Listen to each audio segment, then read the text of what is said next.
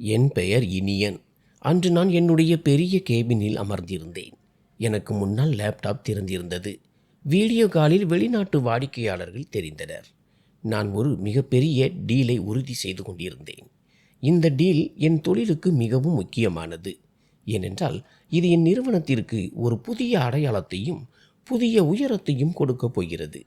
என்னை பொறுத்தவரை இது போன்ற மீட்டிங்ஸ் வெறும் மீட்டிங்ஸ் மட்டுமல்ல, அது என் மரியாதை, என் பெயர் மற்றும் என் உழைப்பிற்கான உண்மையான சோதனை.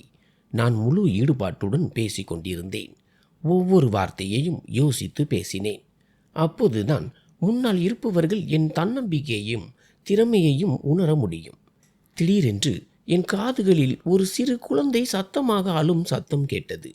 முதலில் அது என் மாயையாக இருக்கும் என்று நினைத்தேன். அதனால் என்னை நானே நிதானப்படுத்தி கொண்டு மீண்டும் திரையில் கவனம் செலுத்த முயன்றேன். ஆனால் அந்த அழுகை சத்தம் தொடர்ந்து அதிகரித்து கொண்டே இருந்தது. அந்த சத்தம் மிகவும் தெளிவாகவும் சத்தமாகவும் இருந்ததால் என் கவனம் முற்றிலும் சிதறியது. நான் வாடிக்கையாளர்களுக்கு விலக்கி கொண்டு இருந்தேன். ஆனால் என் மூளைக்குள் அந்த அழுகை சத்தம் மட்டுமே எதிரொலித்து கொண்டிருந்தது. யாரோ என் வேலைக்கு நடுவில் வந்து எனக்கு சவால் விடுவது போல் இருந்தது. எனக்குள் கோபம் கொதித்தது. என் வேலையில் சிறிய இடையூறு ஏற்படுவதை கூட நான் விரும்ப மாட்டேன். நான் எதுவும் சொல்லாமல், எந்த காரணமும் தெரிவிக்காமல் உடனே வீடியோ காலை கட் செய்தேன். அறையில் அமைதி நிலவியது. ஆனால் என் மனதில் புயல் வீசி கொண்டிருந்தது. நான் உடனே கவினை அழைத்தேன். அவன் உள்ளே வந்ததும், என் அலுவலகத்தில் குழந்தை அழும் சத்தம் எப்படி கேட்க முடியும் என்று கடுமையான குரலில் கேட்டேன். இது வேலை செய்யும் இடம் என்று நான் தெளிவாக கூறினேன். இங்கே விதிகள் மற்றும் ஒழுங்குமுறைகளே முதன்மையானவை. இங்கே எந்த விதமான கவனக்குறைவோ அல்லது தளர்வோ பொறுத்து கொள்ளப்பட மாட்டாது. கவின் பதற்றம் அடைந்தான். அவன் முகத்தில் பயம் தெளிவாக தெரிந்தது. அவன் மெதுவாக சொன்னான், அர்ச்சனா இன்று தனது 6 மாத குழந்தையை தன்னுடன் அழைத்து வந்திருப்பதாகவும் வீட்டில் குழந்தையை பார்த்து கொள்ள யாரும் இல்லை என்றும் கவின் கூறினான். இதை கேட்டதும் என் கோபம் இன்னும் அதிகரித்தது. நான் உரத்த குரலில், இது வீடு கிடையாது, இது ஒரு பெரிய அலுவலகம். இங்கே அனைவரும் விதிகளை பின்பற்ற வேண்டும் என்று கூறினேன். இன்று ஒரு நபர் தனது சூழ்நிலையை காரணம் காட்டி விதியை மீறினால் நாளை ஒவ்வொருவரும் ஒரு சாக்குப்போக்கு சொல்வார்கள். பிறகு இங்கே வேலை நடக்காது. நான் உடனடியாக அர்ச்சனாவை அழைத்து வர சொன்னேன். சற்று நேரத்திற்கு பிறகு அர்ச்சனா எனக்கு முன்னால் நின்றாள். அவள் பதற்றமாக இருந்தாள். அவள் முகம் வாடி போயிருந்தது. அவள் தனது குழந்தையை சக ஊழியர் பிரியாவிடம் விட்டுவிட்டு வந்திருந்தாள். அவளுடைய கண்களில் பயமும் இயலாமையும் தெளிவாக தெரிந்தன. ஆனால் அந்த நேரத்தில் எனக்குள் இருந்த அந்த கண்டிப்பான முதலாளி யாருடைய நிலைமையையும் பார்க்கும் மனநிலையில் இல்லை. குழந்தையை அலுவலகத்திற்கு அழைத்து வர உனக்கு யார் அனுமதி கொடுத்தது என்று நான் நேரடியாக கேட்டேன். இது வேலை செய்யும் இடம். இங்கே தனிப்பட்ட வாழ்க்கையின் பிரச்சனைகளை கொண்டு வரக்கூடாது என்றேன். ஒவ்வொருவரும் தங்கள் வசதிக்கு ஏற்ப நடந்து கொண்டால் அலுவலகத்தின் ஒழுக்கம் கெட்டுவிடும். அர்ச்சனா நடுங்கும் குரலில், வீட்டில் குழந்தையை பார்த்து கொள்ள யாரும் இல்லை, மிகவும் இக்கட்டான சூழ்நிலை என்பதால் அழைத்து வர வேண்டியதாயிற்று என்று கூறினாள். அவளுடைய கண்கள் கண்ணீரால் நிறைந்திருந்தன. ஆனால் அந்த நேரத்தில் அவளுடைய வார்த்தைகளை விட என் அலுவலக விதிகளே எனக்கு முக்கியமாக தெரிந்தன. நான் அவளை பாதியிலேயே தடுத்து நிறுத்தி, உன்னுடைய பிரச்சனைகள் என் பொறுப்பு அல்ல என்று திட்டவட்டமாக கூறினேன். வீட்டையும் வேலையையும் ஒரே நேரத்தில் உன்னால் சமாளிக்க முடியாவிட்டால் வேறு ஏதாவது ஒரு வழியை தேர்ந்தெடுக்க வேண்டும். இனிமேல் இது போன்ற தவறை மீண்டும் செய்யக்கூடாது. மீறினால் வேலையை விட்டு விலக்க நேரிடும் என்று நான் அவளுக்கு கடுமையான எச்சரிக்கை விடுத்தேன். என்னை பொறுத்தவரை வேலைதான் முதன்மையானது, உணர்ச்சிகள் அதற்கு பிறகுதான்.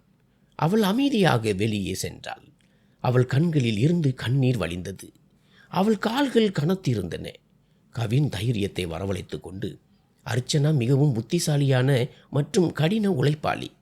மற்றவர்கள் 2-3 நாட்களில் செய்யும் வேலையை அவள் ஒரே நாளில் மிக சிறப்பாக செய்து முடிப்பாள்.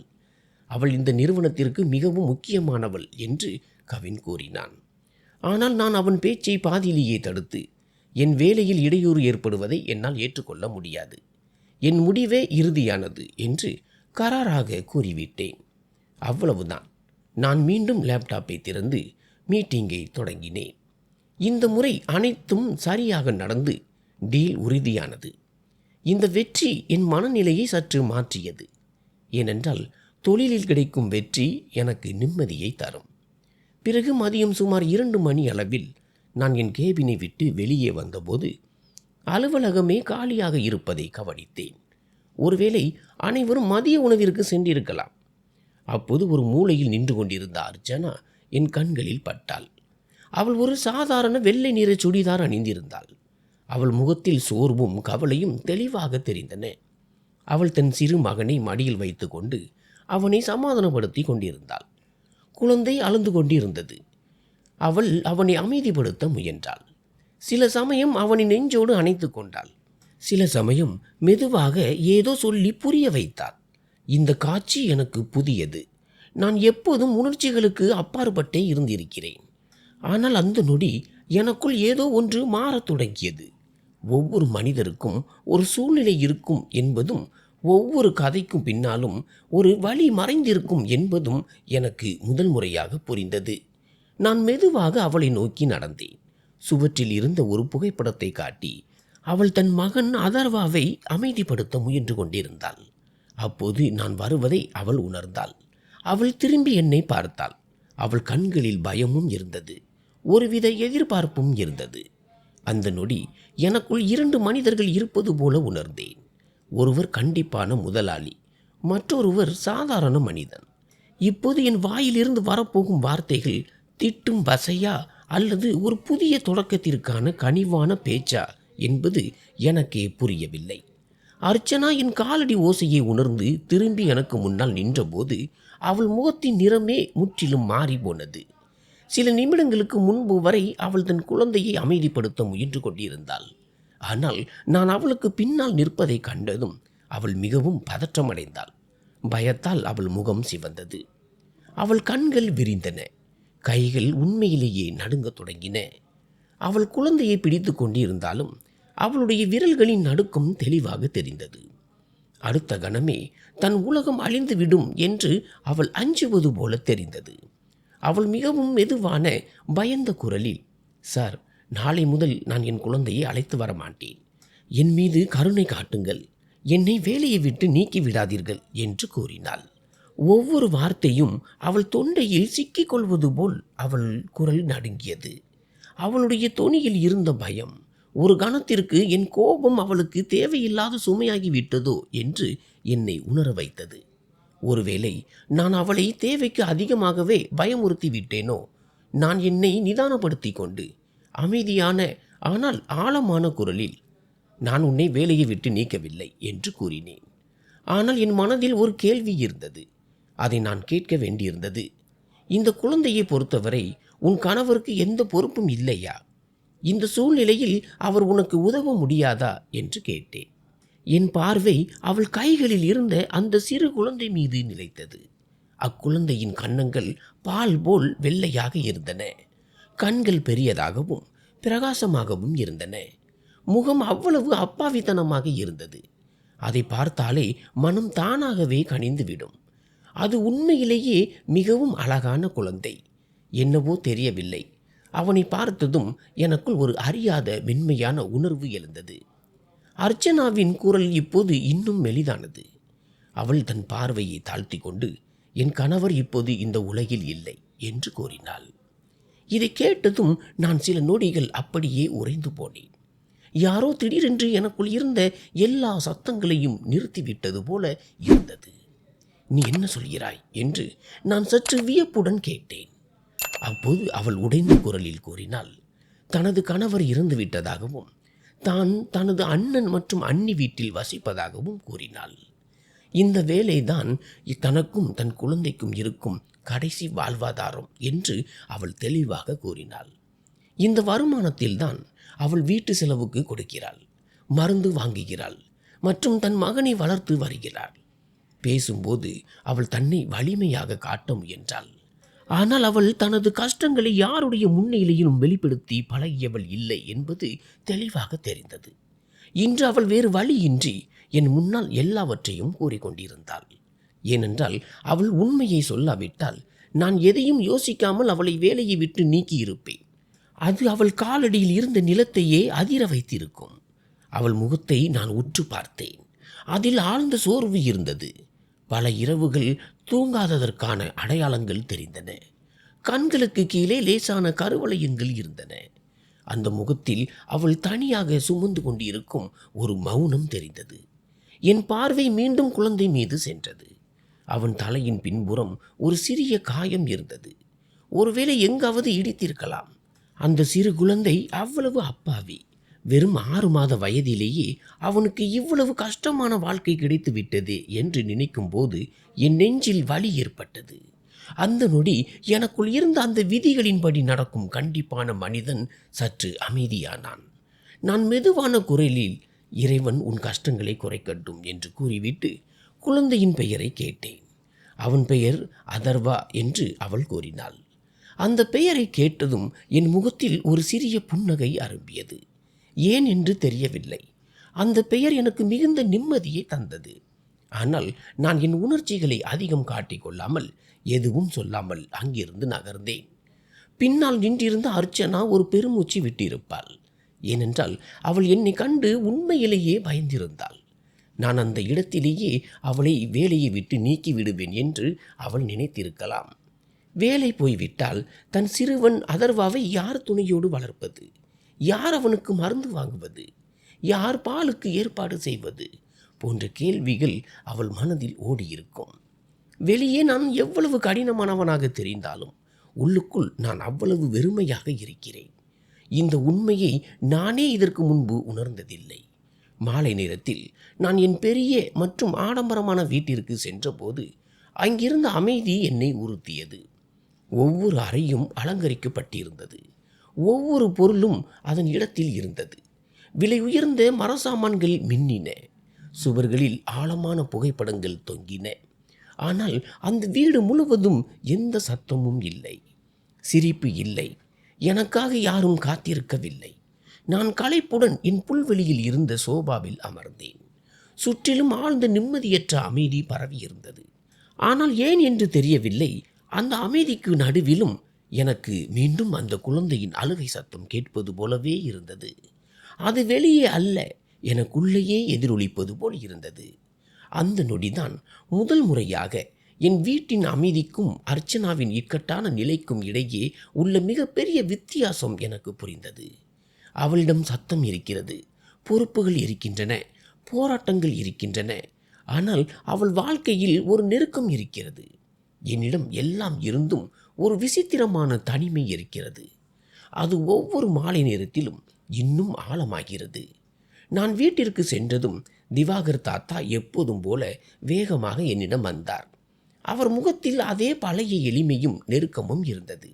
ஐயா, உணவு பரிமாறட்டுமா என்று கேட்டார். அந்த குரலில் பல ஆண்டுகால சேவையும் அன்பும் தெளிவாக தெரிந்தது. நான் களைப்பான தொனியில், சாப்பாடு போடுங்கள், நான் முகம் கை கழுவிவிட்டு வருகிறேன் என்று கூறினேன். ஆனால் உண்மை என்னவென்றால் உடலை விட என் மனம்தான் அதிக சோர்வடைந்திருந்தது. நான் சிறிது நேரம் புல்வெளியிலேயே அமர்ந்திருந்தேன். மாலை மங்கிவிட்டது. காற்றில் ஒரு லேசான குளிர்ச்சி இருந்தது. ஆனால் எனக்குள் ஒரு விசித்திரமான பதற்றம் இருந்தது. ஏன் என்று தெரியவில்லை. திடீரென்று என் அம்மாவின் நம்பருக்கு அழைத்தேன். என் மனதிற்கு நெருக்கமான ஒருவரின் குரல் தேவைப்பட்டது போல இருந்தது. ஃபோனை எடுத்தவுடன், அவர் எப்போது திரும்பி வருவார் என்று கேட்டேன். திரும்பி வரும் எண்ணம் இருக்கிறதா இல்லையா என்று கேட்டேன். என் தோணியில் ஒரு தெரியாத கோபம் இருந்தது. ஒருவேளை அது தனிமையினால் வந்த எரிச்சலாக இருக்கலாம். அதை என்னாலேயே புரிந்து கொள்ள முடியவில்லை. அம்மா லேசாக சிரித்து கொண்டே, நான் என்ன செய்வது, குழந்தைகள் என்னை விடமாட்டேன் என்கிறார்கள் என்று கூறி என்னை சற்று பொறுமையாக இருக்கும்படி சொன்னார். இன்னும் 2-3 நாட்களில் வந்து விடுவதாக அன்புடன் விளக்கினார். அவருடைய கனிவான குரலில் பாசம் இருந்தது. ஆனால் எனக்குள் இருந்த அந்த எரிச்சல் குறையவில்லை. நான் கோபத்துடன் ஃபோனை கட் செய்தேன். ஃபோனை வைத்த பிறகு என் மீதே எனக்கு கோபம் வந்தது. அம்மாவும் என்ன செய்வார் பாவம் என்று எனக்கு தெரியும். இந்த இவ்வளவு பெரிய வீடு நாள் முழுவதும் அவருக்கும் வெறுமையாகத்தான் தெரியும். அப்பா மறைந்த பிறகு அவர் தன்னை தேற்றி கொண்டாலும் உள்ளுக்குள் அவர் மிகவும் தனிமையாகிவிட்டார். வாய்ப்பு கிடைக்கும் போதெல்லாம் அவர் என் அண்ணன் கார்த்திக்கிடம் சென்று விடுவார். அங்கே அண்ணி மற்றும் 3 குழந்தைகளுக்கு மத்தியில் அவர் மனம் லயித்துவிடும். குழந்தைகளின் சிரிப்பு அவருக்கு வாழ்வதற்கான காரணத்தை கொடுக்கிறது. அப்பா காலமான பிறகு அவருடைய உயில்படி நாங்கள் சொத்துக்களை பிரித்து கொண்டோம். எங்களுக்குள் ஒருபோதும் கசப்புணர்வு வந்ததில்லை. கார்த்திக் அண்ணன் வேறொரு நகரத்தில் குடியேற முடிவு செய்தார். நான் சென்னையில் என் தொழிலை கவனித்து கொண்டேன். அம்மா என்னுடன் வசிக்க தொடங்கினார். ஆனால் உண்மை என்னவென்றால் அவருக்கு தேவையான நேரத்தை என்னால் ஒருபோதும் கொடுக்க முடியவில்லை. நான் காலையில் கிளம்பி நள்ளிரவில் தான் திரும்புவேன். என்னிடம் பணம் இருந்தது, பெயர் இருந்தது. ஆனால் அம்மாவுடன் அமர்ந்து பேசுவதற்கு நேரம் இல்லை. அதனால்தான் அவர் அடிக்கடி கார்த்திக்கிடம் சென்று விடுவார். அவர் எப்போது திரும்பி வந்தாலும் ஒரே ஒரு விஷயத்தை சொல்வார். மகனே, இப்போது திருமணம் செய்து கொள். இந்த வீடு இன்னும் எவ்வளவு காலத்திற்கு இப்படியே காலியாக இருக்கும். நான் ஒவ்வொரு முறையும் என் வாழ்க்கையில் திருமணத்திற்கு இடமில்லை என்று நேரடியாக கூறிவிடுவேன். பல ஆண்டுகளாக இதையே தான் பதிலாக சொல்லி வருகிறேன். ஆனால் ஒரு நாள் அவர் உண்மையிலேயே அழுது விட்டார். நான் ஏன் திருமண பேச்சை எடுத்தாலே மறுக்கிறேன் என்பதற்கு என்ன காரணம் என்று கேட்டார். அடுத்த மாதத்துடன் எனக்கு 30 வயது நிறைவடைகிறது. அவருடைய கண்ணீர் நிறைந்த கண்களை பார்த்தபோது என் இதயத்தில் மறைந்திருந்த உண்மை வெளியே வந்தது. நான் கனத்த குரலில், உங்கள் எதிர்பார்ப்பு ஒருபோதும் நிறைவேறாது. என் மருத்துவ அறிக்கை சரியாக இல்லை. என்னால் ஒருபோதும் தந்தையாக முடியாது என்று கூறினேன். இதை சொல்லும்போது எப்போதும் என்னிடம் இருக்கும் அந்த கண்டிப்பான குரல் இல்லை. வெறும் பெயருக்காக ஒரு பெண்ணின் வாழ்க்கையை நான் கெடுக்க விரும்பவில்லை என்று அவரிடம் கூறினேன். அவளுக்கு தகுதியான அந்த மகிழ்ச்சியை என்னால் கொடுக்க முடியாது. என் பேச்சை கேட்டதும் அம்மா அப்படியே உடைந்து போனார். அவர் கண்களில் வியப்பும் ஆழமான துயரமும் இருந்தன. ஒவ்வொரு அறிக்கையும் இறுதி உண்மை அல்ல என்று அவர் கூறினார். ஆனால் எனக்கு தெரியும், இந்த உண்மையை நான் பல முறை கேட்டுவிட்டேன், புரிந்து கொண்டும் விட்டேன். அன்றைய தினத்திற்கு பிறகு வீட்டின் அமைதி இன்னும் ஆழமானது. அம்மாவின் கண்களில் இருந்த வலி என் முடிவுகளை விட பாரமாக இருந்தது. ஒருவேளை இந்த நினைவுகளில் மூழ்கிதான் நான் புல்வெளியில் இருந்த நாற்காலியில் சாய்ந்திருந்தேன். அப்போது திவாகர் தாத்தா மெதுவாக அழைத்து, சாப்பாடு தயாராகிவிட்டது என்று கூறினார். நான் அப்படியே ஏதோ ஒரு சிந்தனையில் அமர்ந்திருந்ததை கண்டு எனக்கு சற்று சங்கடமாக இருந்தது. நான் அறைக்கு சென்று உடை மாற்றிவிட்டு டைனிங் டேபிளில் வந்து அமர்ந்தேன். எப்போதும் போலவே உணவு மிகவும் சுவையாக இருந்தது. ஆனால் அன்று இரவு ஒவ்வொரு பிடியும் சுவையற்றதாக தெரிந்தது. நான் அமைதியாக சாப்பிட்டு விட்டு என் அறைக்கு சென்றேன். வழக்கம் போல லேப்டாப்பை திறந்தேன். கவின் ஒரு பிரசன்டேஷனை அனுப்பியிருந்தான். நான் ஸ்லைடுகளை பார்த்து கொண்டே இறுதி வரை சென்றபோது அங்கே அர்ச்சனா என்ற பெயர் எழுதப்பட்டிருந்தது. அந்த பெயரை கண்டதும் என் கண் முன்னே இன்னொரு முகம் வந்தது. கருப்பு நிறத்தில் மின்னும் கண்கள், பால் போன்ற கன்னங்கள் மற்றும் ரோஜா நிற உதடுகளை கொண்ட ஒரு மாசற்ற குழந்தை. நான் லேசாக புன்னகைத்தேன். அவன் உண்மையிலேயே மிகவும் அழகான குழந்தை. ஆனால் அதே கணத்தில் அவன் தலைக்கு மேலே தந்தையின் அரவணைப்பு இல்லை என்ற எண்ணமும் வந்தது. அவனுடைய தாய்தான் அவனுக்கு ஒரே புகலிடம். அந்த தாய் நாள் முழுவதும் எவ்வளவு சிரமங்களை கடந்து வருவார் என்பதை நான் இன்று பார்த்தேன். கலைந்த தலைமுடி, தூக்கமின்மையால் நிறைந்த கண்கள் மற்றும் முகத்தில் மறைந்திருந்த சோர்வு இப்போது எனக்கு தெளிவாக நினைவுக்கு வந்தது. நான் அவளை கேபினுக்குள் அழைத்தபோது அவள் சிறிது நேரம் வெளியே நின்றிருந்தாள். ஒருவேளை தன்னை தேற்றிக்கொள்ள முயன்றிருப்பாள். அவள் முகத்தில் ஒரே நேரத்தில் பல கவலைகள் தெளிவாக தெரிந்தன. நான் லேப்டாப்பை மூடிவிட்டு படுக்கையில் படுத்தேன். ஆனால் உறக்கம் வருவதற்கு முன் அந்த மாசற்ற முகம் மீண்டும் மீண்டும் என் கண் முன்னே வந்தது. அந்த முகத்தை அப்படியே அலட்சியப்படுத்த முடியாது என்று எனக்குள் சொல்லிக் கொண்டேன்.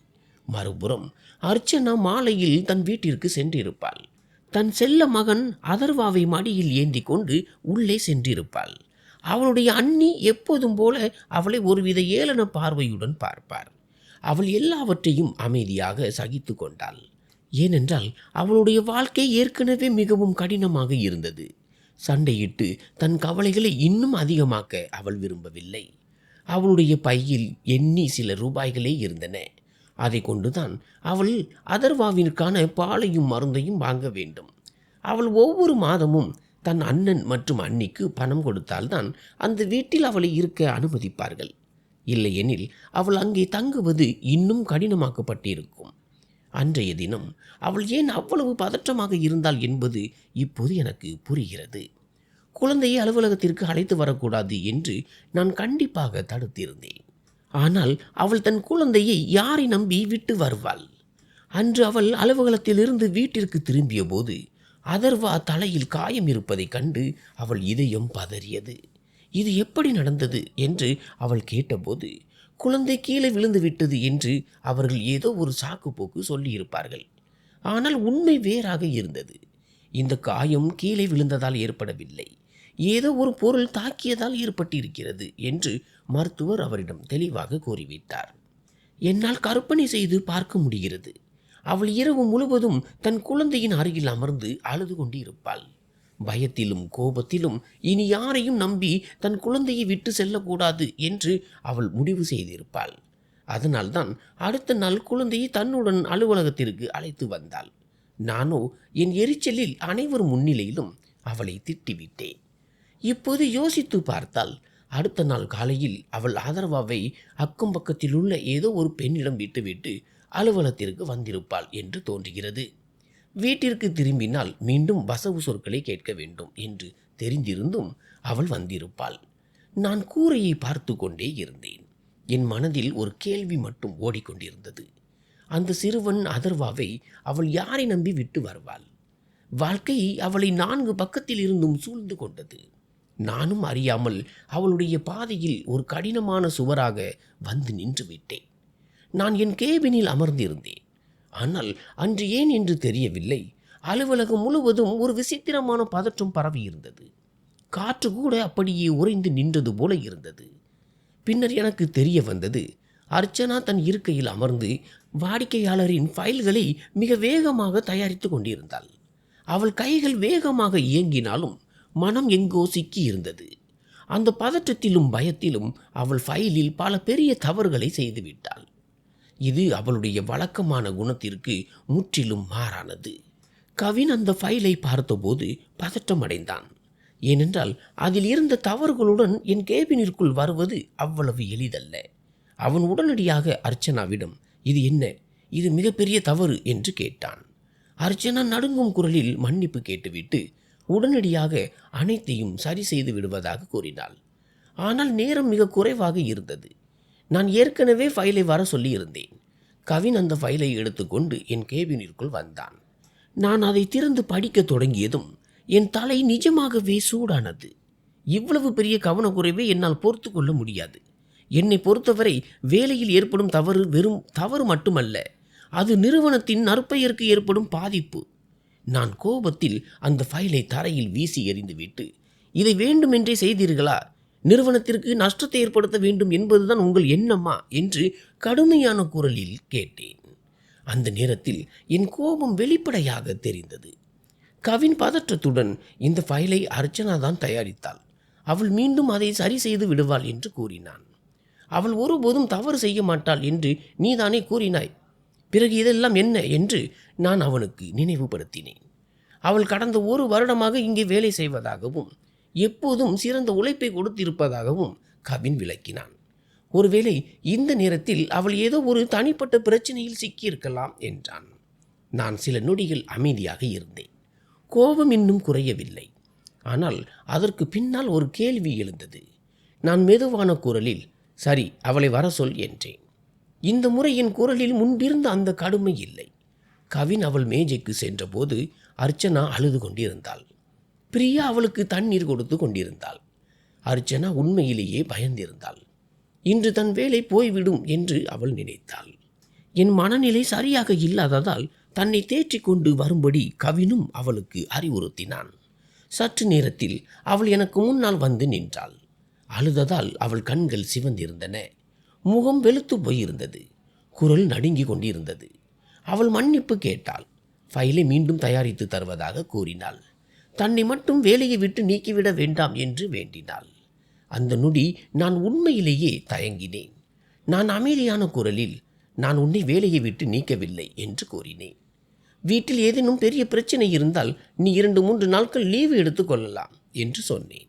இதை சொல்லும்போது என் குரலில் கனிவு வந்திருப்பதை நானே உணர்ந்தேன். அவள் அழுது கொண்டே, நான் விடுப்பு எடுக்க முடியாது என்று கூறினாள்.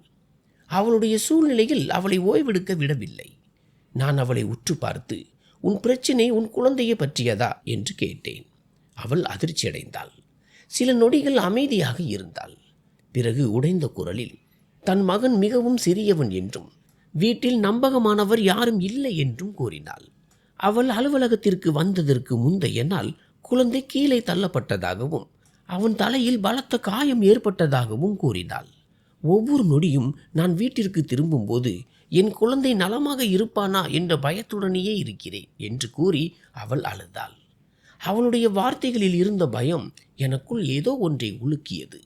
என் கண் முன்னே மீண்டும் அந்த சிறுவன் அதர்வா வந்தான். அவனது மின்னும் கண்கள், அந்த மாசற்ற முகம் மற்றும் தலையின் பின்புறம் இருந்த அந்த தழும்பு என அனைத்தும் தெளிவாக தெரிந்தன. என்னை அறியாமல் என் வாயில் இருந்து நீ ஏன் மறுமணம் செய்து கொள்ளக்கூடாது என்ற வார்த்தைகள் வெளிவந்தன.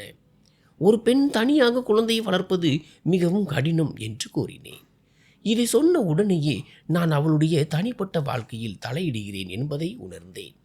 ஆனால் அந்த நேரத்தில் நான் ஒரு முதலாளியாக மட்டும் இருக்கவில்லை, ஒரு மனிதனாகவும் இருந்தேன். என் பேச்சை கேட்டதும் அவள் முகம் சிவந்தது.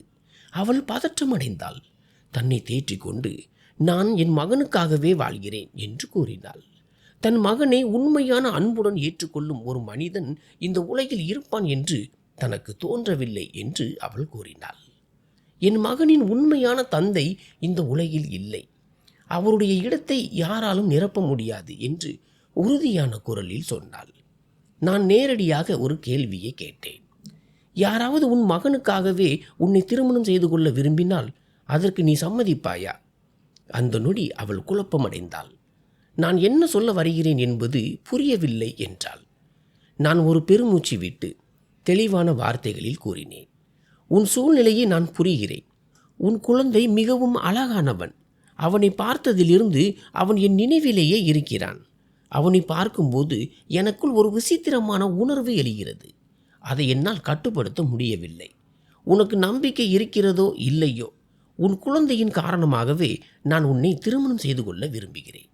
ஏனென்றால் எனக்கு குழந்தைகளை மிகவும் பிடிக்கும் என்றேன். அவள் என்னை வியப்புடன் பார்த்தாள். அவள் கண்களில் கேள்விகள் இருந்தன. உனக்கு என்ன கேட்க தோன்றுகிறதோ அதை கேட்கலாம் என்று அமைதியாக சொன்னேன். அவள் சொன்னாள், நீங்கள் மிகவும் செல்வந்தர், பார்க்கவும் அழகாக இருக்கிறீர்கள். உங்களிடம் எல்லாம் இருக்கிறது. நீங்கள் எந்த பெண்ணை வேண்டுமானாலும் திருமணம் செய்யலாம். பிறகு ஏன் ஒரு ஏழை மற்றும் விதவை பெண்ணை தேர்ந்தெடுக்க விரும்புகிறீர்கள்? திருமணத்திற்கு பிறகு உங்களுக்கு என்று சொந்த குழந்தைகள் பிறக்கலாமே. நான் லேசாக புன்னகைத்தேன். ஆனால் அந்த புன்னகை ஒரு வழியை மறைத்து கொண்டிருந்தது. வாழ்க்கை அவ்வளவு எளிதாக இருந்திருக்கலாம். விதி என்னுடன் விளையாடாமல் இருந்திருந்தால் ஒருவேளை இன்று நானும் திருமணமானவனாகவும் என் குழந்தைகளுக்கு தந்தையாகவும் இருந்திருப்பேன் என்று கூறினேன். அவள் தெரிந்து கொள்ள வேண்டிய ஒரு உண்மையை நான் நேரடியாக சொன்னேன். அந்த உண்மை என்னவென்றால், என்னால் ஒருபோதும் தந்தையாக முடியாது. என் மருத்துவ அறிக்கை அதை உறுதிப்படுத்தி விட்டது. இதனால்தான் நான் ஒருபோதும் திருமணத்தை பற்றி யோசிக்கவில்லை. எந்த பெண்ணின் வாழ்க்கையும் அரைகுறையாக இருக்க நான் விரும்பவில்லை. பிறகு அவள் கண்களை பார்த்து சொன்னேன், நான் உன் மகனை பார்க்கும்போது அவனை வாரி அணைத்து கொள்ள வேண்டும், அன்பு காட்ட வேண்டும் என்ற ஆசை என் இதயத்தில் எழுகிறது. அவன் தலையில் கை வைத்து ஒவ்வொரு குழந்தைக்கும் தேவைப்படும் அந்த ஆதரவை அவனுக்கு கொடுக்க வேண்டும் என்று தோன்றுகிறது. இது ஏதோ பரிதாபப்பட்டு செய்யும் காரியம் அல்ல. இது உணர்வு பூர்வமான ஒரு பிணைப்பு. அவகாசம் எடுத்துக்கொள்ளும்படி நான் அவளிடம் கூறினேன். அவசரத்தில் எந்த முடிவும் எடுக்க வேண்டாம் என்றேன். நீ சம்மதித்தால் உன் மகனுக்கு என் பெயரை தருவேன். அவனுக்கு பாதுகாப்பையும் மரியாதையையும் கொடுப்பேன். தன் தந்தை தன்னுடன் இல்லை என்ற குறையை ஒருபோதும் அவனுக்கு தெரிய விட மாட்டேன். நான் பேசிக்கொண்டிருந்த போது அர்ச்சனா உண்மையிலேயே நடுங்கிக் கொண்டிருந்தாள். அவளுக்கு முன்னால் நின்றிருந்த நான் வெறும் முதலாளி மட்டுமல்ல, அவளுடைய வாழ்க்கையையே மாற்றக்கூடிய ஒரு வாய்ப்பை வழங்கிய மனிதன். இது கனவா அல்லது நனவா என்று அவளுக்கு புரியவில்லை. நான் அர்ச்சனாவிடம் இந்த திருமண விருப்பத்தை கூறிய போது சிதைந்து போன தனது வாழ்க்கையில் இப்படி ஒரு திருப்பம் வரும் என்று அவள் கற்பனை கூட செய்திருக்க மாட்டாள். தன் குரலையே தொலைத்து விட்டது போல அவள் சிறிது நேரம் என் முன்னால் மௌனமாக நின்றாள். அவள் கண்களில் வியப்பும் பயமும், என்னால் நம்ப முடியவில்லையே என்ற குழப்பமும் இருந்தன. பிறகு மிகவும் மெதுவான குரலில் தான் யோசித்து பதில் சொல்வதாக கூறினாள். நான் சிறு புன்னகையுடன் உனக்கு எவ்வளவு காலம் தேவையோ எடுத்துக்கொள் என்றேன். ஆனால் இந்த உறவு உன் குழந்தையின் காரணமாகவே அமையும் என்பதை நீ நினைவில் கொள்ள வேண்டும். ஏனென்றால் அவனை நான் முழு மனதுடன் ஏற்றுக்கொள்கிறேன். இது ஏதோ திடீரென்று எழுந்த உணர்ச்சி அல்ல, மாறாக நிதானமாக யோசித்து எடுக்கப்பட்ட ஒரு வலிமையான முடிவு என்று நான் தெளிவாக சொன்னேன். அவள் மெதுவாக தலையசைத்துவிட்டு வெளியே சென்றாள். செல்லும்போது அவளுடைய இதழ்களில் ஒரு மெல்லிய புன்னகை அரும்பியது. நீண்ட காலத்திற்கு பிறகு ஒரு நம்பிக்கை கீற்றை கண்டது போல அவள் முகம் இருந்தது. அந்த புன்னகையில் நிம்மதியும் நம்ப முடியாத ஆச்சரியமும் கலந்திருந்தது. பின்னர் எனக்கு தெரிய வந்தது, பிரியா அவளுடைய முகத்தில் ஏற்பட்ட மாற்றத்தை கவனித்திருக்கிறாள். அவள் என் கேபினிற்குள் வந்தபோது அவளுடைய கண்கள் கண்ணீரால் நிறைந்திருந்தன. ஆனால் வெளியே வந்தபோது அவள் முகத்தில் ஒரு தனி பிரகாசம் இருந்தது. உள்ளே என்ன நடந்தது என்று பிரியா அவளிடம் மீண்டும் மீண்டும் கேட்டாள். ஆனால் அர்ச்சனா யாரிடமும் எதையும் சொல்லவில்லை. ஏனென்றால் சில முடிவுகள் அவ்வளவு பெரியவை, அவற்றை வார்த்தைகளால் விவரிப்பது எளிதல்ல. அவள் மனதில் எத்தனை கேள்விகள் ஓடிக்கொண்டிருக்கும் என்பதை என்னால் யூகிக்க முடிகிறது. அவளுடைய வாழ்க்கை ஏற்கனவே போராட்டங்கள் நிறைந்தது. எதிர்கால பாதையும் தெளிவாக இல்லை. ஒரு நாள் தன் அண்ணனும் அண்ணியும் தன்னை வீட்டை விட்டு துரத்தி விடுவார்களோ என்ற பயம் அவளுக்கு எப்போதும் இருந்திருக்கும். அப்படி நடந்தால் தன் சிறு மகனை தூக்கி கொண்டு அவள் எங்கே போவாள்? யார் கதவை தட்டுவாள்? மக்கள் அவளுடைய மகனை பற்றி என்னென்னவோ சொல்லியிருப்பார்கள். யாராவது அவனை அதிர்ஷ்டம் இல்லாதவன் என்று சொல்லியிருப்பார்கள். யாராவது அவன் வந்த நேரம் சரியில்லை என்று பழி போட்டிருப்பார்கள். மக்கள் எதையும் யோசிக்காமல் பேசிவிடுவார்கள். ஆனால் ஒரு தாயின் இதயத்தில் அந்த வார்த்தைகள் எவ்வளவு ஆழமான காயத்தை ஏற்படுத்தியிருக்கும் என்பதை யாரும் புரிந்து கொள்வதில்லை. யாராவது அதர்வாவை பற்றி தவறாக பேசும்போதெல்லாம் அவளுடைய இதயம் எவ்வளவு துடித்திருக்கும். யாரோ தன் உயிரின் ஒரு பகுதியை காயப்படுத்துவது போல அவள் உணர்ந்திருப்பாள். அவளுடைய அம்மா அவளை நன்றாக படிக்க வைத்திருந்தார். அவள் படிப்பது மட்டுமல்லாமல் பல கூடுதல் பயிற்சிகளையும் முடித்திருந்தாள். அவள் புத்திசாலியான மற்றும் கடின உழைப்பாளியான பெண். திருமணத்திற்கு முன்பு அவள் ஒரு நிறுவனத்தில் வேலை செய்தாள். அங்கிருந்த போதுதான் சஞ்சீவின் பார்வை அவள் மீது விழுந்தது. அர்ச்சனா குறைவாக பேசுபவள், அதே சமயம் மிகவும் அழகானவள். அவளுடைய எளிமையிலேயே ஒரு ஈர்ப்பு வெளிப்படையாக தெரியும். சஞ்சீவ் நேரடியாக தன் குடும்பத்தினர் மூலம் திருமண வரன் அனுப்பினார். இரு குடும்பத்தினரும் பேசி விரைவில் திருமணம் உறுதியானது. திருமணத்திற்கு பிறகு புதிய வீட்டின் பொறுப்புகள் காரணமாக அர்ச்சனா வேலையை விட்டுவிட்டாள். சஞ்சீவின் அம்மா அவளை முழுமையாக ஏற்றுக்கொள்வதில் சற்று தயக்கம் காட்டினார். ஏனெனில் இது விருப்பப்பட்டு நடந்த திருமணம். வீட்டில் 2 அண்ணன்களும் இருந்தனர். அனைவரும் ஒரே கட்டிடத்தில் தனித்தனி பகுதிகளில் வசித்து வந்தனர். திருமணமான முதல் 3 மாதங்கள் அவளுடைய வாழ்க்கையின் மிக அழகான தருணங்களாக இருந்திருக்கும். அந்த காலம் அன்பு நிறைந்தது, புதிய கனவுகளால் அலங்கரிக்கப்பட்டது. அவளுடைய வாழ்க்கையில் மகிழ்ச்சி பொங்கும் வசந்த காலம் வந்தது போல இருந்தது. இனி எல்லாம் சரியாக இருக்கும் என்று அவள் நினைத்தாள். ஆனால் விதி வேறொன்றை தீர்மானித்திருந்தது. ஒரு நாள் சஞ்சீவ் வீட்டிலிருந்து கிளம்பினார். ஆனால் அவர் மீண்டும் திரும்பி வரவில்லை. ஒரு கோர விபத்து அனைத்தையும் முடிவுக்கு கொண்டு வந்தது. அவருடைய பைக் உருகுலைந்து போனது. சஞ்சீவ் பலத்த காயமடைந்தார். சில நாட்கள் மருத்துவமனையில் உயிருக்கும் மரணத்திற்கும் இடையில் போராடிவிட்டு அவர் இந்த உலகை விட்டு பிரிந்தார். அந்த ஒரே ஒரு நாள் அர்ச்சனாவிடம் இருந்து அவளுடைய துணையையும் ஆதரவையும் அனைத்தையும் பறித்து கொண்டது.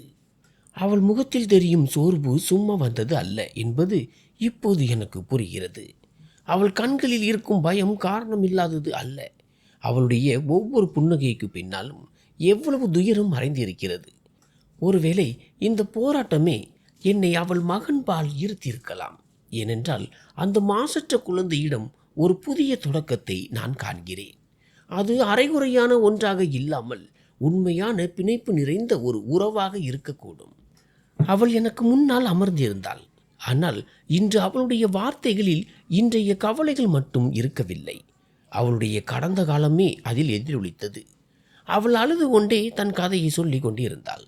முதல் முறையாக ஒரு மனிதனின் சிதைந்து போன உலகத்தை நான் இவ்வளவு நெருக்கமாக பார்த்தேன். சஞ்சீவின் மறைவிற்கு பிறகு அவள் உள்ளுக்குள் முற்றிலும் உடைந்து போயிருந்தாள். அவளுடைய ஆதரவு, துணை, கனவு என அனைத்தும் ஒரே நொடியில் முடிவுக்கு வந்தன. துக்கத்திற்கும் கோபத்திற்கும் நடுவே அவள் பல முறை தன் மாமியாரை குற்றவாளியாக கருதினாள்.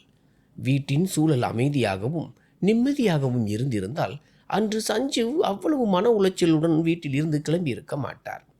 அந்த விபத்தும் தவிர்க்கப்பட்டிருக்கும் என்ற உறுத்தல் அவள் மனதில் தங்கிவிட்டது. அவளுடைய மாமியாரும் தன் மகனை இழந்த துயரத்தில் மூழ்கியிருந்தார். ஆனால் துக்கம் ஆழமாகும் போது அது மனிதர்களை இணைப்பதற்கு பதிலாக பிரித்து விடுகிறது. அதுதான் நடந்தது. அந்த வீட்டின் வலி மெல்ல மெல்ல ஒருவருக்கொருவர் எதிரான விஷமாக மாறியது. இந்த இக்கட்டான நேரத்தில்தான் தான் தாயாக போகிறோம் என்ற விஷயம் அவளுக்கு தெரிய வந்தது. அது 2.5 மாத கரு. இந்த செய்தி அவளுக்கு ஒரே நேரத்தில் நம்பிக்கையையும் பயத்தையும் தந்தது. ஒருபுறம் சஞ்சீவின் அடையாளம் தன்னிடம் இருக்கிறது என்ற உணர்வு, மறுபுறம் இனி வரப்போகும் காலம் இன்னும் கடுமையான சோதனையாக இருக்கும் என்ற புரிதல். சஞ்சீவின் 2 அண்ணன்களும் பதற்றம் அடைந்தனர். அர்ச்சனா இதே வீட்டில் தங்கி குழந்தையை பெற்றெடுத்தால் வருங்காலத்தில் சொத்தில் பங்கு கேட்பாரோ என்ற பயம் அவர்களை ஆட்கொண்டது. மெல்ல மெல்ல வத்தி வைக்க தொடங்கினார்கள். சின்ன சின்ன பேச்சுக்கள் பெரிய குற்றச்சாட்டுகளாக மாறின. வீட்டின் சூழலே நஞ்சானது. ஒரு நாள் வாக்குவாதம் எல்லை மீறி போக அவளுடைய மாமியாரே அவள் கையை பிடித்து வீட்டை விட்டு வெளியே தள்ளினார். அக்கம் பக்கத்தினர் கூடினர். சிலர் சமாதானம் செய்ய முயன்றனர். ஆனால் இதயத்தில் சந்தேகமும் பேராசையும் குடியேறிவிட்டால் யாராலும் எதையும் புரிய வைக்க முடியாது. அந்த நிலையிலும் அவள் தனியாக நின்றாள். அவள் தன் பிறந்த வீட்டிற்கு திரும்பினாள். ஆனால் அங்கேயும் நிம்மதி இல்லை. அவளுடைய அம்மா ஏற்கனவே உடல்நிலை சரியில்லாமல் இருந்தார். மகளின் வாடிய முகத்தையும் வயிற்றில் வளரும் குழந்தையையும் கண்டதும் அவர் மனமுடைந்து போனார். அர்ச்சனா கர்ப்பமாக இருந்த 7வது மாதத்தில் அவளுடைய அம்மாவும் காலமானார். அந்த நேரத்தில் அர்ச்சனாவின் நிலைமை எவ்வளவு மோசமாக இருந்ததென்றால், சில நேரம் காரணமே இல்லாமல் சிரிப்பாள், சில நேரம் திடீரென சத்தமாக அழுவாள். துக்கம் அவள் மனநிலையை நிலைகுலைய செய்திருந்தது. அம்மா மறைந்த பிறகு வீட்டில் அவளுக்கு இருந்த ஆதரவு இன்னும் குறைந்தது. அவளுடைய அண்ணி வெளிப்படையாகவே ஏளனம் செய்ய தொடங்கினார். அவள் ஒரு சுமையாக கருதப்பட்டாள். வயிற்றில் குழந்தையை சுமந்து கொண்டு எல்லா அவமானங்களையும் சகித்து கொண்டாள். இறுதியில் ஒரு சாதாரண அரசு மருத்துவமனையில் அவள் ஒரு ஆரோக்கியமான அழகான ஆண் குழந்தையை பெற்றெடுத்தாள். அந்த சிறு குழந்தையை முதலில் தன் நெஞ்சோடு அணைத்த போது ஒரு கணத்தில் அவளுடைய எல்லா துயரங்களும் நின்றது போல் இருந்தது. குழந்தையின் மென்மையான விரல்களை பிடித்த அந்த நொடியே இனி இந்த சிறுவனுக்காக மட்டுமே வாழப்போவதாக அவள் உறுதி பூண்டாள். அவள் தன் மகனுக்கு அதர்வா என்று பெயரிட்டாள். தன் வாழ்க்கை புயல்களுக்கு மத்தியில் ஆழ்கடல் போன்ற பொறுமையை இந்த குழந்தை கொண்டு வந்திருப்பதாக அவள் உணர்ந்தாள். குழந்தை பிறந்து ஒரே மாதத்தில் அவள் வேலை தேடத் தொடங்கினாள். சில நேரம் பக்கத்து வீட்டு மீனா அக்காவிடம் குழந்தையை விட்டு செல்வாள். வேறு வழி இல்லாத போது தன் அண்ணியிடம் விடுவாள். ஆனால் அண்ணியின் குழந்தைகள் வேண்டுமென்றே அதர்வாவை துன்புறுத்துகிறார்கள் என்பது அவளுக்கு விரைவில் புரிந்தது. சில சமயம் குழந்தையின் கையில் கீறல் இருக்கும். சில சமயம் தலையில் லேசான காயம் இருக்கும். ஒவ்வொரு தழும்பும் அர்ச்சனாவின் இதயத்தில் ஆழமான காயத்தை ஏற்படுத்தியது. மீனா அக்காவிற்கும் விரைவில் திருமணம் உறுதியானது. இதை நினைத்தாலே அர்ச்சனாவின் இதயம் நடுங்கியது. ஏனென்றால் அவளிடம் நிலையான ஆதரவு யாரும் இல்லை. இந்த கவலைதான் அவளை உள்ளுக்குள் அரித்து கொண்டிருந்தது. இதனால்தான் அலுவலகத்தில் அவளுடைய கவனம் அடிக்கடி சிதறியது. அதே அலுவலகத்தில் அமர்ந்திருக்கும் நான் அவளுடைய கதையை அறியாமலேயே மெல்ல மெல்ல அவள் வாழ்க்கையுடன் இணைந்து கொண்டிருக்கிறேன் என்பது அவளுக்கு எப்படி தெரியும்? நான் அவளிடம் திருமண விருப்பத்தை கூறிய போது அவளால் நம்ப முடிந்திருக்காது. ஒருவேளை இது ஒரு கன நேர பரிதாபம் அல்லது ஒரு செல்வந்தரின் திடீர் உணர்ச்சி என்று அவள் நினைத்திருக்கலாம். ஆனால் அன்று அவள் வீட்டிற்கு திரும்பிய போது அவளுடைய கால்களில் ஒரு லேசான துள்ளல் இருந்தது. அவள் அதர்வாவை நெஞ்சோடு அணைத்து கொண்டு முதன்முறையாக நிம்மதியாக பெருமூச்சு விட்டாள். தன் வாழ்க்கை மாறப்போகிறது என்று அவளுக்கு தோன்றியது.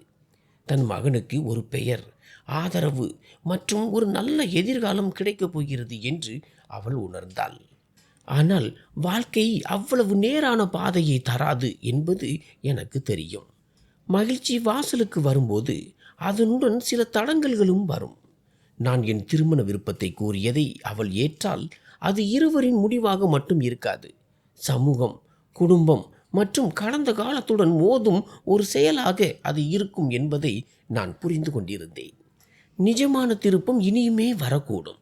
ஆனால் வாழ்க்கை எப்போதும் நேரான மற்றும் எளிதான பாதையை தராது. மகிழ்ச்சி வாசலில் தட்டும்போது அவற்றுக்கு பின்னால் ஒரு புதிய சோதனை காத்திருக்கும். அது மனிதனின் தைரியம், துணிச்சல் மற்றும் உறுதியை சோதிக்கும். அன்று இரவு அர்ச்சனாவின் கண்களில் ஒரு சொட்டு தூக்கம் கூட இருந்திருக்காது. அதர்வா அவளுடைய நெஞ்சோடு சாய்ந்து ஆழ்ந்த உறக்கத்தில் இருந்திருப்பான். ஆனால் நான் சொன்ன வார்த்தைகள் அவளுடைய மனதில் திரும்ப திரும்ப எதிரொலித்திருக்கும். ஒவ்வொரு வார்த்தையும் அவளுடைய இதயத்தின் சுவர்களில் மோதியிருக்கும். ஒருபுறம் என் விருப்பம் அவளுக்கு ஒரு வலுவான ஆதரவாக தோன்றியிருக்கும், நீரில் மூழ்குபவருக்கு கரை கிடைப்பதை போல. மறுபுறம் அதே விருப்பம் அவளுக்கு பயத்தை ஏற்படுத்தியிருக்கும். ஏனென்றால் வாழ்க்கையில் நம்பிக்கையை வைத்து அவள் அனைத்தையும் இழந்திருந்தாள். ஒருமுறை தான் கண்ட கனவுகளை நம்பி பதிலுக்கு சிதைவைத்தான் அவள் பெற்றாள். இப்போது மீண்டும் தன்னையும் தன் மகனின் எதிர்காலத்தையும் வேறொருவர் கையில் ஒப்படைக்க அவள் பயந்தாள். அவள் மீண்டும் மீண்டும் அதர்வாவின் மாசற்ற முகத்தை பார்த்தாள். அவனுடைய சிறிய விரல்களை தன் உள்ளங்கையில் பிடித்து கொண்டு, என் மகனுக்காக நான் இந்த முடிவை எடுக்கலாமா? இந்த முடிவு அவனுக்கு சரியாக இருக்குமா அல்லது மீண்டும் ஒரு ஆபத்தாக முடியுமா என்று தனக்குள்ளேயே கேட்டுக்கொண்டாள். அவள் கன்னங்களில் கண்ணீர் வழிந்தோடியது. ஆனால் இந்த முறை அந்த கண்ணீரில் துயரம் மட்டும் இல்லை, அதில் ஒரு மெல்லிய பிரகாசமும் இருந்தது.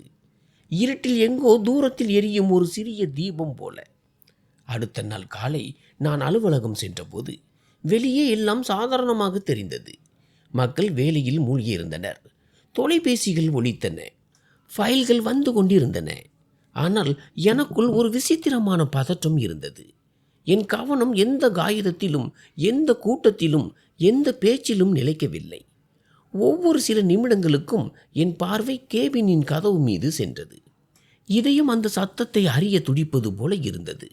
ஒருவேளை நானும் முதல் முறையாக ஒரு பதிலுக்காக இப்படி ஆவலுடன் காத்திருக்கலாம். மதிய வேளையில் கதவில் மிகவும் லேசான தட்டல் கேட்டது. அது எவ்வளவு மெலிதாக இருந்தது என்றால் மனம் வேறெங்காவது இருந்திருந்தால் அதை உணர்ந்திருக்க முடியாது. ஒரு மெதுவான குரல் கேட்டது. நான் உள்ளே வரலாமா சார்? அந்த குரலில் இன்றும் ஒரு தயக்கம் இருந்தது. ஆனால் அதற்கு பின்னால் ஒரு புதிய துணிச்சலும் மறைந்திருந்தது. நான் உள்ளே வரும்படி கூறினேன். ஆனால் நான் நிமிர்ந்து பார்த்தபோது இன்று ஏதோ வித்தியாசமாக இருப்பதை உணர்ந்தேன். அவள் முகத்தில் நேற்றிருந்த அந்த பதற்றம் இல்லை. அங்கே ஒரு நிதானமான முடிவு தெரிந்தது. இரவு முழுவதும் இருந்த மனப்போராட்டத்திற்கு பிறகு அவள் ஒரு தெளிவான முடிவுக்கு வந்திருப்பது போல தோன்றியது. அவள் மெதுவாக என் முன்னால் வந்து நின்றாள். அவள் கைகளில் அதர்வாய் இருந்தான். இன்று அவள் குழந்தையை அலுவலகத்திற்கு அழைத்து வந்திருந்தாள். ஆனால் இன்று அவள் காலடிகளில் பயம் இல்லை. அவள் முகத்தில் ஒரு தைரியம் இருந்தது. இனி தான் ஓட மாட்டேன், ஒளிய மாட்டேன், தன் முடிவோடு உறுதியாக நிற்பேன் என்று அவள் தீர்மானித்தது போல தெரிந்தது. சில நொடிகள் அறையில் ஆழ்ந்த மௌனம் நிலவியது. கடிகாரத்தின் டிக் டிக் சத்தம் கூட தெளிவாக கேட்டது. பிறகு அவள் மெதுவான ஆனால் தெளிவான வார்த்தைகளில் என் திருமண விருப்பத்தை பற்றி நன்கு யோசித்ததாகவும் இரவு முழுவதும் அதை பற்றி தான் சிந்தித்து கொண்டிருந்ததாகவும் கூறினாள். என் இதய துடிப்பு அதிகரித்தது. ஆனால் என் முகத்தில் எந்த உணர்ச்சியையும் காட்டிக்கொள்ளவில்லை. அவள் தொடர்ந்து பேசினாள். வாழ்க்கையில் தான் நிறைய இழந்து விட்டதாக கூறினாள். இப்போது அவளிடம் இருப்பது அவளுடைய மகன் மட்டும்தான். அவனுடைய எதிர்காலத்தை ஆபத்தில் ஆழ்த்தும் எந்த முடிவையும் தான் எடுக்க முடியாது. அவளுடைய கண்களை நான் பார்த்தேன். அங்கே பயம் இல்லை, அங்கே ஒரு தாயின் பொறுப்புணர்வு இருந்தது. அவள் எந்த சூழ்நிலையிலும் தன் குழந்தைக்காக தவறான பாதையை தேர்ந்தெடுக்க மாட்டாள். அவள் அதர்வாவை சற்று உயர்த்தி பிடித்து, நீங்கள் உண்மையிலேயே இந்த குழந்தையை ஏற்றுக்கொள்ள விரும்புகிறீர்கள் என்றால் வெறும் பெயருக்காக மட்டுமல்லாமல் இதயபூர்வமாக அவனை உங்கள் மகனாக ஏற்றுக்கொண்டு அவனுடைய எல்லா இன்ப துன்பங்களிலும் உடன் நிற்க தயாராக இருந்தால் மட்டுமே நான் இந்த முடிவை எடுப்பேன் என்று கூறினாள்.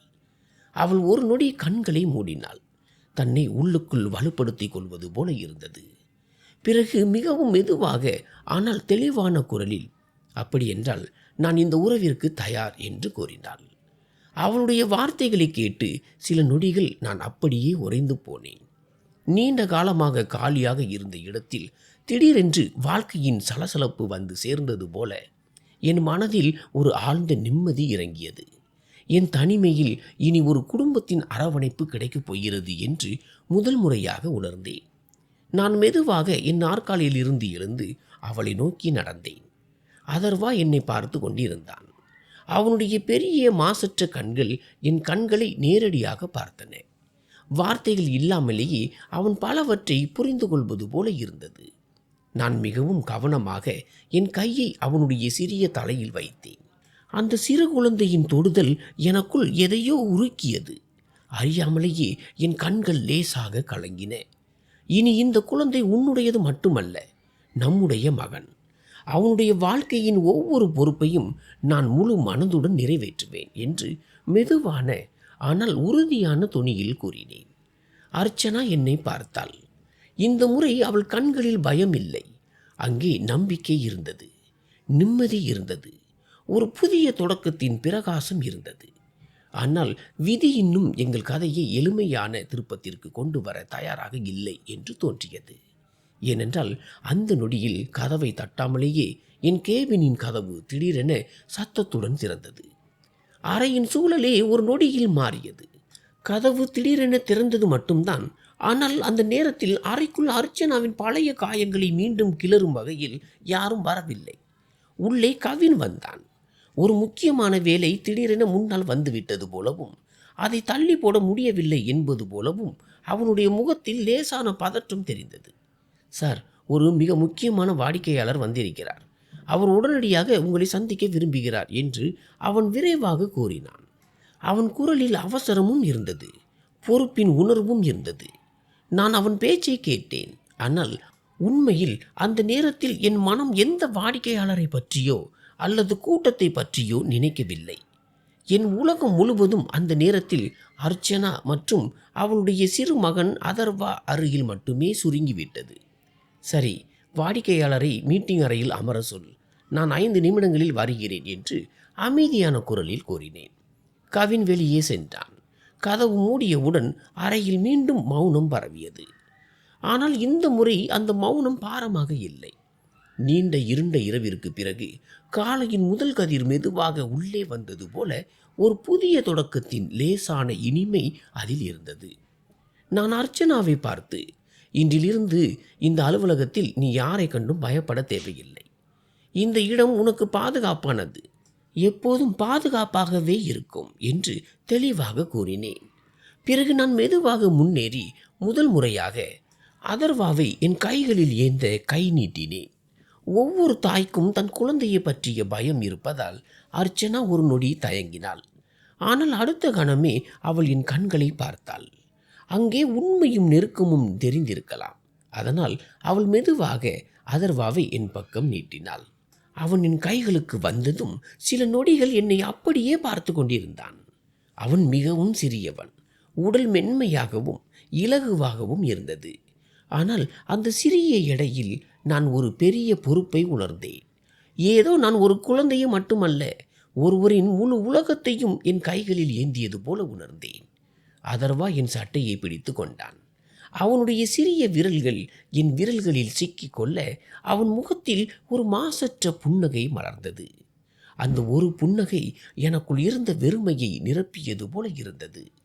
என் வாழ்க்கையிலும் என்னை சார்ந்த ஒருவர் இருக்கிறார் என்று முதல் முறையாக உணர்ந்தேன். விரைவில் என் வீட்டில் பேசுவேன். பிறகு இந்த உறவிற்கு முழு மரியாதையுடன் ஒரு அங்கீகாரம் தருவேன். அதனால் அர்ச்சனாவும் அவளுடைய மகனும் யாரிடமும் தலைகுனிய வேண்டிய அவசியம் வராது என்று மிகவும் மெதுவாக கூறினேன். அர்ச்சனா என்னையே பார்த்து கொண்டிருந்தாள். அவள் கண்களில் இப்போது பயம் இல்லை, அங்கே நம்பிக்கை இருந்தது, நிம்மதி இருந்தது, ஒரு புதிய நம்பிக்கையின் பிரகாசம் இருந்தது.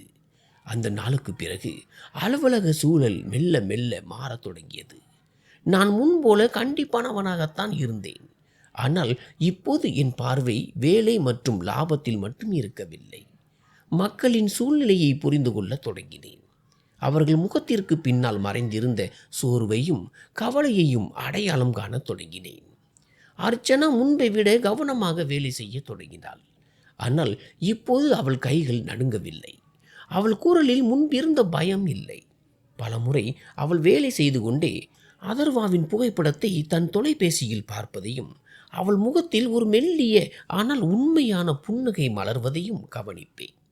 உண்மையை சொன்னால் இப்போது நானும் அந்த புன்னகைக்காக காத்திருக்க தொடங்கிவிட்டேன். ஏனென்றால் அந்த புன்னகையில் என் எதிர்காலம் தெரிந்தது. மாலையில் நான் என் வீட்டிற்கு சென்றபோது அதே பெரிய வீடுதான் இருந்தது. அதே அமைதியான சுவர்கள், அதே அலங்கரிக்கப்பட்ட அறை.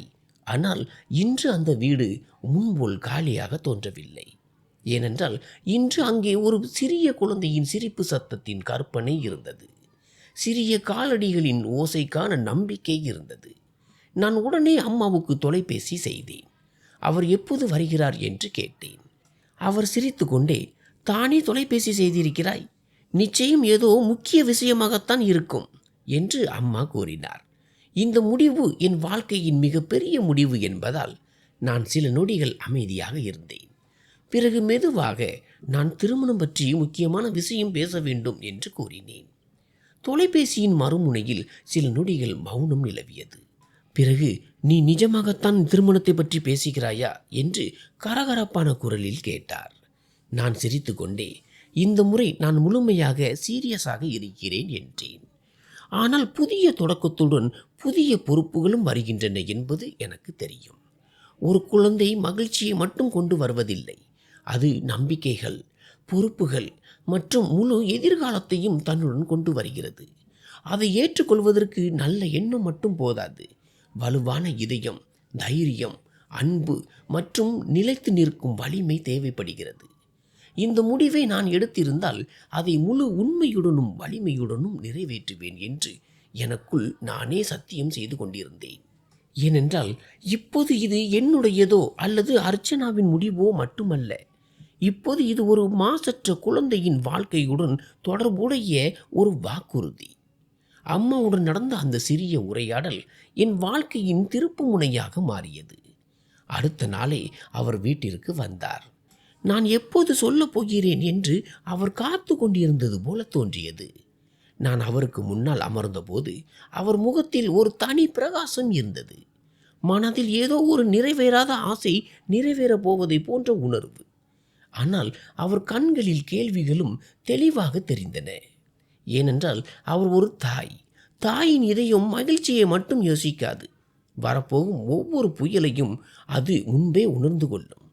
அந்த பெண் யார் என்று நேரடியாக கேட்டார். நான் சுற்றி கொண்டு இருக்காமல் உண்மையை சொன்னேன். அர்ச்சனாவின் முழு கதை, அவளுடைய கடந்த காலம், அவளுடைய மகன் அதர்வா மற்றும் அந்த குழந்தைக்காகவே நான் அவளை திருமணம் செய்ய விரும்புகிறேன். ஏனென்றால் நான் அந்த குழந்தையை என்னுடையவனாக மாற்ற விரும்புகிறேன் என்று கூறினேன். சிறிது நேரம் அம்மா முற்றிலும் அமைதியானார். அவர் முகத்தில் இருந்த பிரகாசம் மெல்ல மெல்ல கவலையாக மாறத் தொடங்கியது. ஆழமாக பெருமூச்சு விட்டு, இந்த முடிவை முழு அறிவுடனும் எடுத்தாயா? ஏனென்றால் இது ஒரு பெண்ணை திருமணம் செய்வது மட்டுமல்ல, ஒரு குழந்தையின் பொறுப்பை ஏற்றுக்கொள்வது ஆகும். உன் வாழ்க்கையும் இருக்கிறது என்று கேட்டார். நான் அவர் பேச்சை பாதியிலேயே தடுத்து நிறுத்தி, இந்த முறை நான் மூளையால் மட்டுமல்ல, இதயத்தால் யோசித்திருக்கிறேன். யாரோ ஒருவருக்கு நான் அவசியம், எனக்கும் யாரோ அவசியம் என்று முதல் முறையாக உணர்கிறேன். இந்த உணர்வை நான் முன்பு உணர்ந்ததில்லை என்று தெளிவாக கூறினேன். அம்மா சில நொடிகள் என்னை பார்த்தார். என் வார்த்தைகளின் உண்மையை சோதிப்பது போல சில நொடிகள் என்னை அமைதியாக பார்த்தார். பிறகு மெதுவாக, எனக்கு உன் மீது நம்பிக்கை இருக்கிறது. ஆனால் நான் அந்த பெண்ணை சந்திக்க விரும்புகிறேன். ஏனென்றால் என் மகனின் வாழ்க்கையில் வரப்போகும் அந்த பெண்ணை நான் என் கண்களால் பார்க்க விரும்புகிறேன் என்று கூறினார். சில நாட்களுக்கு பிறகு அர்ச்சனா முதல் முறையாக என் வீட்டிற்கு வந்தாள். அவள் மஞ்சள் நிற உடை அணிந்திருந்தாள். மடியில் அதர்வா இருந்தான். அவளுடைய காலடிகள் மெதுவாக இருந்தன. கண்களில் தயக்கம் தெளிவாக தெரிந்தது. ஒருவேளை இவ்வளவு பெரிய வீட்டில் அடியெடுத்து வைக்கும் பழக்கம் அவளுக்கு இருந்திருக்காது. திவாகர் தாத்தா திறந்ததும் அவள் ஒரு நொடி நின்றாள். தன்னை தானே தேற்றிக்கொள்வது போல இருந்தது. பிறகு மெதுவாக உள்ளே வந்தாள். அம்மா டிராயிங் ரூமில் அமர்ந்திருந்தார். அர்ச்சனா உள்ளே வந்ததும் குனிந்து வணக்கம் செய்தாள். அம்மா அவளை உற்று பார்த்தார். ஆனால் அந்த பார்வையில் ஏற்றத்தாழ்வு இல்லை. அந்த பார்வை தன் மகனின் வாழ்க்கையின் முடிவை புரிந்து கொள்ள விரும்பும் ஒரு தாயினுடையது. அவர் மிகவும் கனிவுடன், "உட்காரு மகளே" என்று கூறினார். அர்ச்சனா மெதுவாக அமர்ந்தாள். அதர்வா அவள் மடியில் லேசாக அசைந்து கொண்டிருந்தான். அவனுடைய சிறிய விரல்கள் அவளுடைய துப்பட்டாவை பிடித்து கொண்டிருந்தன. அம்மாவின் பார்வை இப்போது அதர்வா மீது நிலைத்தது. அவர் மெதுவாக கையை நீட்டி, "நான் அவனை மடியில் எடுத்துக்கொள்ளலாமா?" என்று கேட்டார். அர்ச்சனா ஒரு நொடி தயங்கி அதர்வாவை அவர் மடியில் கொடுத்தாள். அந்த நொடியே எல்லாம் மாறியது. அதர்வா அம்மாவின் விரலை பிடித்து லேசாக சிரித்ததும் அம்மாவின் கண்கள் கலங்கின. அவர் அவனை நெஞ்சோடு அணைத்து கொண்டார். ஏதோ பல ஆண்டுகளாக இந்த நொடிக்காக காத்திருந்தது போல இருந்தது. அவர் மெதுவான குரலில், "இந்த குழந்தை மிகவும் அழகாக இருக்கிறான்" என்று கூறினார். பிறகு அவர் என்னை பார்த்து ஒன்றும் சொல்லாமலேயே தன் முழு சம்மதத்தையும் கொடுத்தது போல இருந்தது. அந்த ஒரே பார்வையில் நம்பிக்கை இருந்தது. என் முடிவிற்கான ஆசீர்வாதமும் இருந்தது. ஆனால் வாழ்க்கை அவ்வளவு நேரானது அல்ல. அர்ச்சனா தன் அண்ணன் மற்றும் அண்ணியிடம் இந்த திருமணத்தை பற்றி சொன்னபோது வீட்டில் ஒரு புயலே வீசியது. இப்போது பணக்காரன் கிடைத்து விட்டான், அதனால்தான் பழைய உறவுகளை மறந்து விடுகிறாய் என்று அண்ணி ஏளனம் செய்தார். நாங்கள் உயிரோடு இருக்கும்போது அப்படி ஒருவரை திருமணம் செய்ய முடியாது. மக்கள் என்ன சொல்வார்கள், சமூகம் என்ன நினைக்கும் என்று அண்ணன் கோபமாக கேட்டார். அர்ச்சனா இந்த முறை அமைதியாக நின்றாள். ஆனால் அவளுடைய மௌனத்தில் பலவீனம் இல்லை. "நான் நிறைய சகித்து கொண்டேன். இனி என் மகனுக்காக வாழ விரும்புகிறேன். இந்த முடிவை நான் நன்கு யோசித்துதான் எடுத்திருக்கிறேன்" என்று அமைதியான ஆனால் உறுதியான குரலில் கூறினாள். அண்ணி மீண்டும் ஏளனம் செய்தார். "பணக்காரர்கள் விளையாடுவார்கள். நாளை உன்னை கைவிட்டால் நீ எங்கே போவாய்?" என்று கேட்டார். அப்போதுதான் அர்ச்சனா முதல் முறையாக நிமிர்ந்து பார்த்து பதிலளித்தாள். தான் பயத்தினால் அல்ல, நம்பிக்கையுடன் இந்த முடிவை எடுப்பதாகவும், வாழ்க்கை மீண்டும் தன்னை சோதித்தாலும் தன் மகனுக்காக உறுதியாக நிற்பேன் என்றும் கூறினாள். இறுதியில் எளிமையாக திருமணம் செய்ய முடிவானது. பெரிய விழா இல்லை, ஆடம்பரம் இல்லை, நெருக்கமானவர்கள் மற்றும் ஒரு உண்மையான உறவு மட்டுமே. மண்டபம் அலங்கரிக்கப்பட்டிருந்தது. மலர்களின் மெல்லிய வாசனை இருந்தது. மந்திரங்களின் மெதுவான சத்தம் ஒலித்தது. அர்ச்சனா சிவப்பு உடையில் வந்தாள். மிகவும் எளிமையாக ஆனால் மிகவும் அழகாக இருந்தாள். அவள் முகத்தில் லேசான பதற்றம் இருந்தது. ஆனால் கண்களில் நிம்மதியும் இருந்தது. முதல் முறையாக நான் அவளை இனி அவள் வெறும் பொறுப்பு மட்டுமல்ல, என் வாழ்க்கையின் ஒரு பகுதியாக மாறப்போகிறாள் என்ற பார்வையுடன் பார்த்தேன். அதர்வா சிறிய குர்தா அணிந்து திவாகர் தாத்தா மடியில் இருந்தான். அனைவரின் பார்வையும் அவன் மீதுதான் இருந்தது. சடங்குகள் தொடங்கிய போது நான் மீண்டும் மீண்டும் அதர்வாவை பார்த்தேன். ஏதோ இந்த உறவின் மிக முக்கியமான பகுதி அவன்தான் என்பது போல. அப்போது அவன் அழத் தொடங்கினான். நான் யோசிக்காமல் என் நடையை நிறுத்திவிட்டு அவனை நோக்கி சென்றேன். மக்கள் ஒரு நொடியை அதிர்ச்சி அடைந்தனர். ஆனால் அந்த நொடி எனக்கு எந்த சடங்கும் முக்கியமாக தோன்றவில்லை. நான் அவனை என் கைகளில் தூக்கி மெதுவாக நெஞ்சோடு அணைத்து கொண்டேன். பண்டிதர் சிரித்து கொண்டே, "மணமகன் திருமணத்திற்கு முன்பே தந்தையின் கடமையை நிறைவேற்ற தொடங்கிவிட்டார் போலிருக்கிறது" என்று கூறினார். அனைவரும் லேசாக சிரித்தனர். இனி இந்த குழந்தை அர்ச்சனாவினுடையது மட்டுமல்ல, என்னுடையதும் கூட என்றும், நான் அவனுக்கு எதையும் குறைய விட மாட்டேன் என்றும் எனக்குள் நானே சத்தியம் செய்து கொண்டேன். சடங்குகள் முடிந்தன. நான் அர்ச்சனாவின் நெற்றியில் குங்குமம் இட்டேன். அவள் கண்களில் கண்ணீர் வழிந்தது. ஆனால் இந்த முறை அந்த கண்ணீர் வலி நிறைந்ததாக இல்லை, நிம்மதியானதாக இருந்தது. திருமணத்திற்கு பிறகு அவள் என் வீட்டிற்கு வந்தபோது முன்பு காலியாக தோன்றிய அந்த வீடு இன்று நிறைந்திருப்பது போல தோன்றியது. வாசலில் புது பெண் இருந்தாள். உள்ளே அம்மாவின் ஆசீர்வாதம் இருந்தது. என் கைகளில் என் உலகம் மாறப்போகும் அந்த சிறிய குழந்தை இருந்தது. இரவில் அனைவரும் தூங்கிய பிறகு நான் அமைதியாக அதர்வாவின் அருகில் அமர்ந்திருந்தேன். அவன் ஆழ்ந்த உறக்கத்தில் இருந்தான். நான் மெதுவாக அவன் விரலை பிடித்தேன். அந்த நொடி என்னால் பிறப்பால் தந்தையாக முடியாமல் போயிருக்கலாம். ஆனால் வாழ்க்கை எனக்கு மீண்டும் ஒரு தந்தையாகும் வாய்ப்பை வழங்கியிருக்கிறது என்று உணர்ந்தேன். இந்த முறை நான் இந்த உறவை முழு உண்மை மற்றும் பொறுப்புடன் நிறைவேற்றுவேன். திருமணத்திற்கு பிறகு வாழ்க்கை நிஜமாகவே மெல்ல மெல்ல ஒரு புதிய பாதையில் பயணிக்க தொடங்கியது. ஆனால் இந்த முறை எல்லாம் முன்போல இருந்தாலும் முற்றிலும் வித்தியாசமாக இருந்தது. அதே வீடு, அதே சுவர்கள், அதே அலுவலகம், அதே மக்கள். ஆனால் இப்போது ஒவ்வொரு மூலையிலும் ஒரு நெருக்கம் குடியேறியிருந்தது. வறண்ட நிலத்தில் முதல் மழை வாசனை வந்தது போல. காலையில் வீடு அமைதியாக இருப்பதில்லை. முன்பு அலாரத்தின் சத்தம் என்னை எழுப்பும். இப்போது அர்ச்சனாவின் மென்மையான அழைப்பும் அதர்வாவின் சிரிப்பொலியும் கேட்கிறது. இனியன், எழுந்திருங்கள், ஆபீஸ் போக வேண்டாமா என்று அர்ச்சனா செல்லமாக அதட்டுவாள். அதே நேரத்தில் அதர்வா என் முகத்தில் தன் சிறிய கைகளால் அடித்து கொண்டு சத்தமாக சிரிப்பான். நான் கண்களை திறந்தால் அவன் வட்டமான முகம் பிரகாசமாக தெரியும். அவன் கண்களில் இருக்கும் வெளிச்சம் அன்றைய தினத்தின் தொடக்கமாக இருக்கும். அர்ச்சனா சிரித்து கொண்டே, பாருங்கள், உங்கள் மகன் உங்களை எழுப்ப வந்திருக்கிறான், சீக்கிரம் எழுந்திருங்கள் என்பாள். நான் சிரித்து கொண்டே அவளை கைகளில் ஏந்தி கொள்வேன். அவன் என் சட்டையை பிடித்து கொண்டு என்னோடு ஒட்டி கொள்வான். ஆபீஸ் என்று சொல்லி நான் அவனை விட்டு போய்விடுவேனோ என்ற பயம் அவனுக்குள் இருந்தது. அலுவலக சூழலும் மாறியிருந்தது. முன்பு என்னை பார்த்தால் மக்கள் நிமிர்ந்து நேராக நிற்பார்கள், பேச்சை குறைப்பார்கள்.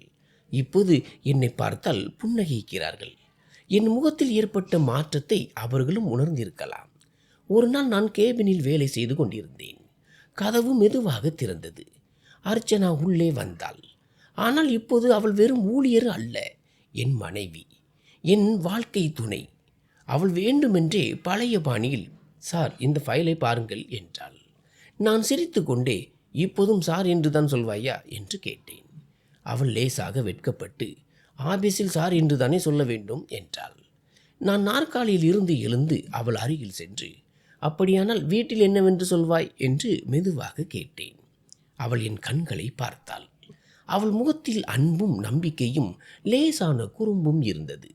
வீட்டில் வெறும் இனியவன் என்று அவள் சொன்னதும் எனக்குள் ஒருவித இதமான உணர்வு பரவியது. நான் அவள் நெற்றியை மென்மையாக தொட்டேன். அந்த நொடியின் எளிமையிலும் ஆழமான மகிழ்ச்சி மறைந்திருந்தது.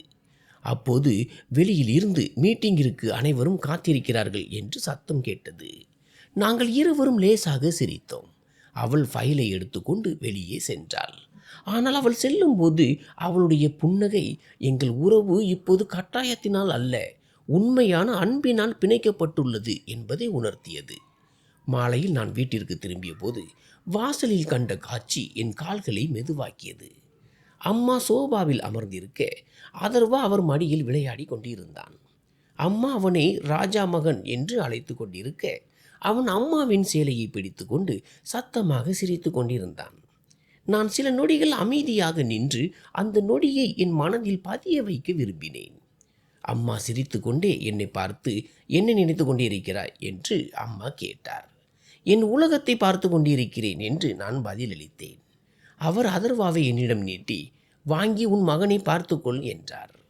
நான் அவனை கையில் ஏந்தியதும், இனி நீங்கள் எங்கும் போகக்கூடாது என்பது போல என் சட்டை காலரை பிடித்து கொண்டான். இரவில் அனைவரும் தூங்கிய பிறகு அறையில் லேசான வெளிச்சம் இருந்தது. அர்ச்சனா ஜன்னல் அருகே நின்று வெளியே பார்த்து கொண்டிருந்தாள்.